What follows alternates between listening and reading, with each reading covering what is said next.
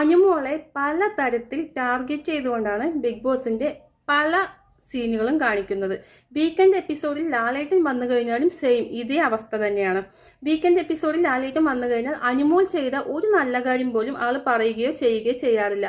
അനുമോളെ കുറ്റപ്പെടുത്താനും അതിന് മാത്രമാണ് ലാലേട്ടൻ എപ്പോഴും ശ്രമിക്കാറുള്ളത്. അപ്പൊ ഇവിടെ അങ്ങനെ നിർത്താൻ നിങ്ങൾക്ക് താല്പര്യമില്ലെങ്കിൽ അവരെ ഇതിലേക്ക് സെലക്ട് ചെയ്യേണ്ടിയിരുന്നില്ല. ഇപ്പോൾ കഴിഞ്ഞ ദിവസം തന്നെ ചെയ്തത് അനുമോളുടെ പേഴ്സണൽ ലൈഫ് ചൂണ്ടിക്കാണിച്ചുകൊണ്ട് എക്സ് ബോയ് ഫ്രണ്ട് എന്നോ അല്ലെങ്കിൽ ഫ്രണ്ട് എന്നോ പറയാവുന്ന തരത്തിലുള്ള നമ്മുടെ ജീവനെ കൊണ്ടുവന്നിട്ട് അനുമോളെ ഭയങ്കരമായി പേഴ്സണലായിട്ട് മാനസികമായി ടോർച്ചർ ചെയ്ത് ആളെ അങ്ങനെ ഡൗൺ ആക്കുകയാണ് ബിഗ് ബോസ് ചെയ്തത്.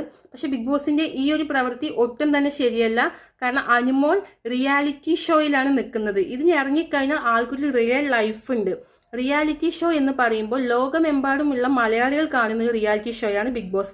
ഇതിലൂടെ മറ്റൊരാളുടെ ലൈഫിനെ ഇത്രത്തോളം മോശമായി കാണിക്കുന്നത് ഒട്ടും തന്നെ ശരിയല്ല. പല ക്യാമറകളും അനുമോളുടെ ഫേസിനെ ഫോക്കസ് ചെയ്ത് സൂം ചെയ്തിട്ടാണ് കാണിച്ചുകൊണ്ടിരുന്നത്. ഗസ്റ്റിനെ കാണിക്കുന്നതിനേക്കാൾ ഉപരി അനുമോളെയാണ് അന്ന് എല്ലാ ക്യാമറകളും അവിടെ ഫോക്കസ് ചെയ്തിരുന്നത്.